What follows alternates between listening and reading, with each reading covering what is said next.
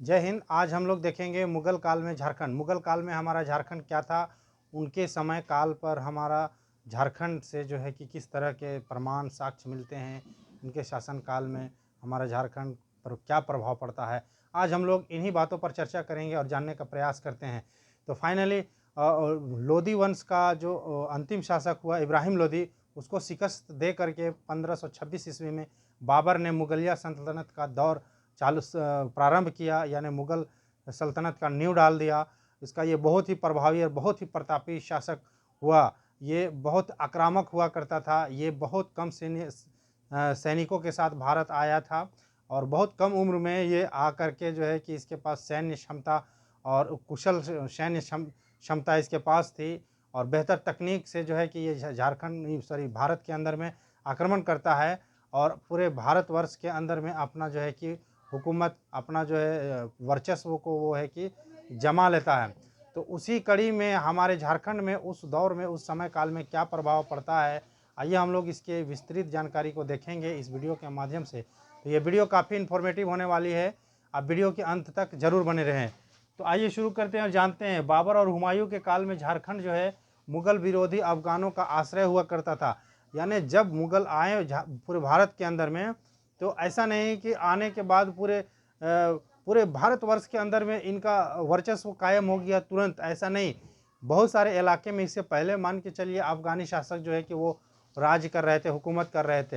ये दिल्ली वाले इलाके पर मेन जहाँ पर जो सेंट्रल पॉइंट था, वहाँ पर इसने लोधी वंश को समाप्त करके, यानी इब्राहिम लोधी को शिकस्त दे करके वहाँ पर ये अपना साम्राज्य को स्थापित करता है। लेकिन अगल बगल वाले इलाके पर अभी भी उसका पूरी तरीके से प्रभाव नहीं हुआ था, पूरा वर्चस्व कायम नहीं हुआ था।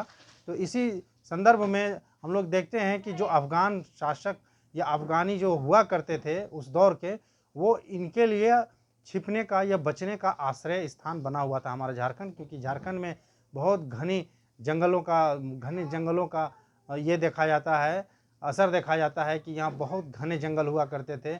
यहाँ पर लोग जो है कि दुश्मनों से बचने के लिए इन जंगलों का इस्तेमाल करते थे। तो उस दौर पर ये यहाँ के जंगलों में छिपने का काम करते थे और अपने आप को इस समय यहाँ पर बहुत सुरक्षित महसूस करते थे। आगे देखते हैं हम लोग कि शेर शाह ने मुगलों के विरोध अपने संघर्ष में झारखंड के जंगलों का बहुलता के साथ उपयोग किया था। इसके पूर्व झारखंड में मुस्लिम सेना का आगमन किसी दुश्मन का पीछा करते हुए अथवा बंगाल उड़ीसा जाने या वहां से लौटने के क्रम में इसका उपयोग किया जाता था।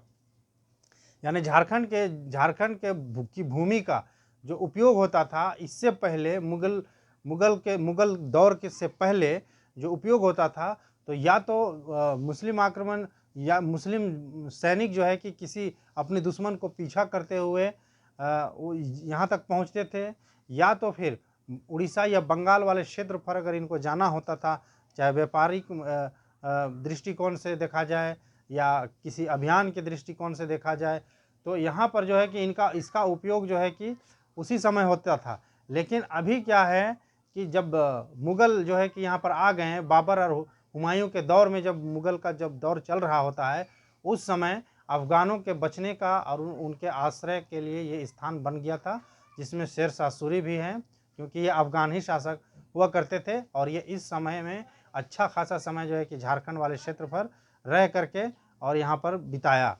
आगे हम लोग देखते हैं, खानदेश का शासक आदिल शाह द्वितीय अपने सैन्य दल के साथ झारखंड आया था। इसका प्रभाव लंबे समय तक झारखंड में रहा, इसलिए इतिहासकारों ने इसे झारखंडी सुल्तान की उपाधि दी थी। यानी आदिल शाह द्वितीय नामक एक शासक हुआ जो काफ़ी मतलब लंबे समय तक यहाँ पर रहा, अपने सैनिकों के साथ में यहाँ पर आ करके काफ़ी लंबे समय तक यहाँ रह करके और यहाँ के वातावरण और यहाँ के एनवायरनमेंट के अनुकूल जो है कि ये ढल करके बहुत सारे यहाँ पर काम किया और यहाँ पर इसने रहा। यहाँ का जो है कि रहने के क्रम में झारखंड जो है कि इसको काफ़ी पसंद आया था, जिसके कारण ये काफ़ी लंबे समय तक यहाँ रहा। तो इसीलिए भी इतिहासकारों ने इसी के कारण इसको झारखंडी सुल्तान की उपाधि से इसको नवाजा। तो ये तो थी मुगल सल्तनत यानी मुगल काल में हमारे झारखंड से संबंधित महत्वपूर्ण बातें जो मैंने आपके बीच में चर्चा की है। अब मुगल सल्तनत के अंतर्गत बहुत सारे और भी शासक हैं, जिनके बारे में पूरी इस वीडियो के माध्यम से, अगर इस वीडियो में हम इसकी चर्चा करेंगे तो ये काफ़ी विस्तृत हो जाएगा, वीडियो काफ़ी लंबी हो जाएगी। तो इसीलिए मैंने सोचा कि जो भी इससे जुड़ी हुई महत्वपूर्ण बातें थीं वो मैं आपके बीच में चर्चा करूं, और इनके जो भी और शासक हैं उनको मैं नेक्स्ट वीडियो में लेकर के आऊँगा। जैसे बाबर के बाद उसका बेटा हुमायूं हुआ, हुमायूं के बाद जहांगीर हुआ, जहांगीर के बाद अकबर हुआ, अकबर, ऐसे क्रमवार तरीके से हम लोग उसको देखेंगे, समझने का प्रयास करेंगे। मुझे उम्मीद है यहाँ तक ये वीडियो आपको बेहद पसंद आई होगी, काफ़ी इन्फॉर्मेटिव लगी होगी। अगर ये वीडियो आपको पसंद आई है तो इस वीडियो को ज़्यादा से ज़्यादा शेयर करिए और हमारे इस चैनल को सब्सक्राइब कर लीजिए, ताकि हमें मोटिवेशन मिलेगा और मैं आपके लिए बेहतर कंटेंट और इसी तरह के उपयोगी वीडियो बना करके आपके बीच में आता रहूँगा।